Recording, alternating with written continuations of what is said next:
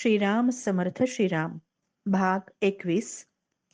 गोविंद स्वामींच्या आज्ञेप्रमाणे नरहरी ऋत्विजांकडे गेले आणि अग्निहोत्र घेण्याचा दिवस निश्चित करूनच घरी आले.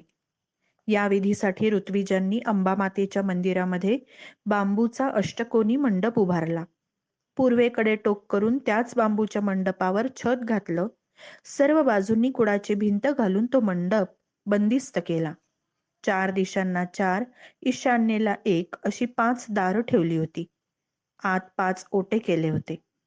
हा समारंभ पाहण्यासाठी खूप गावकरी आले होते. त्यांना ऋत्विज सांगत होते, या ओट्यांना स्थंडिल असं म्हणतात. या स्थंडिलातच अग्नीची स्थापना होणार आहे. अग्नी निर्माण करण्यासाठी शमीच्या झाडावर वाळलेल्या पिंपळाच्या काड्या आणल्या आहेत.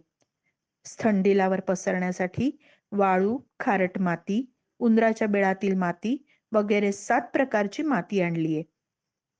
तसंच अश्वत्थ, औदुंबर, शमी वगैरे 7 प्रकारच्या वृक्षांच्या ढलप्या आणि समिधा आणल्यात.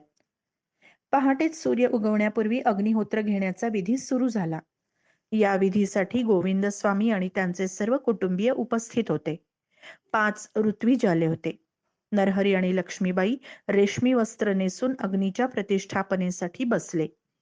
त्यांनी मधुपर्क पूजा केली. नंतर स्थंडिलावर 7 प्रकारची माती पसरली आणि त्यावर गारगोट्या आणि समिधा ठेवल्या. मग ऋत्विजांनी 2 अरण्या एकमेकांवर घासून अग्नी उत्पन्न केला. त्यावेळी ऋत्विज वेदमंत्र म्हणून अग्नीला आवाहन करत होते. अग्नी उत्पन्न होताच ढलप्या टाकून तो प्रज्वलित केला. त्यावेळी ब्राह्मण सामवेदातील ऋचांचं गायन करत होते. पूर्व दिशेला सूर्य उगवला. सूर्यबिंब अर्धेवर येताच नरहरी आणि लक्ष्मीबाईंनी आहवनीय अग्नीची स्थापना केली. त्यावेळीही ऋत्विजांनी सामवेदातील ऋचांचं गायन केलं. 5 आयतनात 5 अग्नींची प्रतिष्ठापना करण्यात आली. मंडपाच्या मध्यभागी आयतनामध्ये गार्हपत्य अग्नी, पूर्वेला आहवनीय अग्नी, आग्नेय दिशेला दक्षिणाग्नी आयतन ठेवलेलं होतं. समोरच्या बाजूला सव्य अग्नी आणि अपसव्य अग्नी यांची आयतनं होती. शेवटी अग्निपूजा झाल्यानंतर पूर्णाहुती संपन्न झाली. अशा रीतीने अग्निहोत्र घेण्याचा विधी शास्त्रोक्त पद्धतीनं संपन्न झाल्याने नरहरी आणि लक्ष्मीबाईंना खूपच समाधान वाटलं. त्या दिवशी निर्माण केलेला अग्नी नरहरींनी आयुष्यभर अगदी अखेरच्या दिवसापर्यंत सांभाळला. रोज नियमाने सकाळी आणि संध्याकाळी होम करून ते अग्निसेवा निष्ठेने करत राहिले. दयार्णव स्वामी परगावी गेले म्हणजे लक्ष्मीबाई श्रद्धेने होम करून अग्निसेवा करीत. पुढे नरहरी उत्तर मानस यात्रेला आणि दक्षिण मानस यात्रेला गेले होते, तेव्हा अग्निहोत्र व्रताच्या पालनासाठी लक्ष्मीबाई घरी राहिल्या आणि निष्ठेने अग्निसेवा करत राहिल्या. नरहरींनी अग्निहोत्र व्रताच्या पालनासाठी एक गाय सांभाळली होती.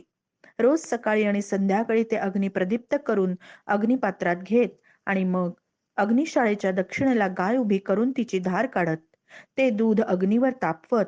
मग थोडंसं दूध पितरांसाठी दक्षिणेला टाकत आणि थोडं मुंग्या आणि क्षुद्र प्राण्यांसाठी जमिनीवर टाकत.